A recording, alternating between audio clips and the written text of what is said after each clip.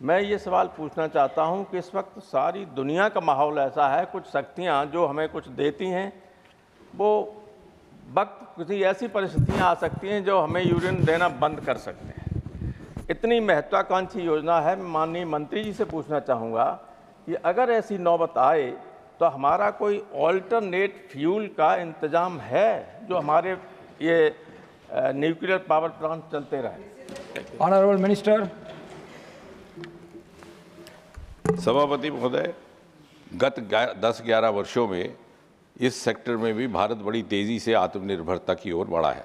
यदि आप आंकड़ों पर नज़र डालें तो सन 2014 में जब ये सरकार आई तो हमारे न्यूक्लियर रिएक्टर्स की कैपेसिटी थी मात्र 4780 मेगावाट।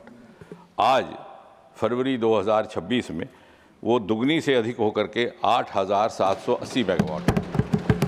और जिस प्रकार से ये इनेबलिंग प्रावधान लाए गए हैं, जब भी मैंने जिक्र किया, उसमें शांति एक्ट भी शामिल है। इस बजट में भी बहुत सारे कुछ प्रावधान लाए गए हैं, जैसे कि सन 2035 तक there will be exemption of duty on the import of the equipment related to nuclear plants etc. इस तरह से कुछ और भी।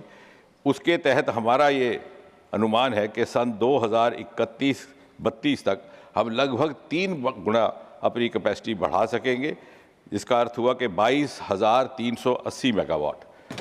और अगर केवल आप न्यूक्लियर पावर की बात करें, जिसके साथ ये प्रश्न सीधा संबंधित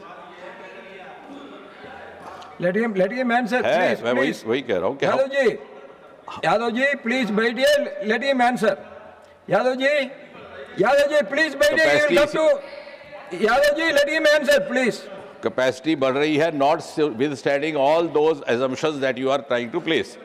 आखिर आंकड़ा दुगना हुआ है और आंकड़ा 3 गुना बढ़ रहा है, तो इसका मतलब है कि हम we have the self-reliance and we have the capacity, the self-potential. We are not depending on others alone. दूसरी बात ये, हमने पहली बार इस सरकार ने अपनी टाइमलाइंस तय की हैं न्यूक्लियर एनर्जी की। 2025 में आज हम थे 8.8 गीगावाट, 32 में हो जाएंगे 22, 37 में 47 गीगावाट, 42 में 67 गीगावाट और 2047 में 100 gigawatt. So we are moving with confidence. केवल आत्मनिर्भर ही नहीं, आत्मविश्वास के साथ हम आगे बढ़ रहे हैं।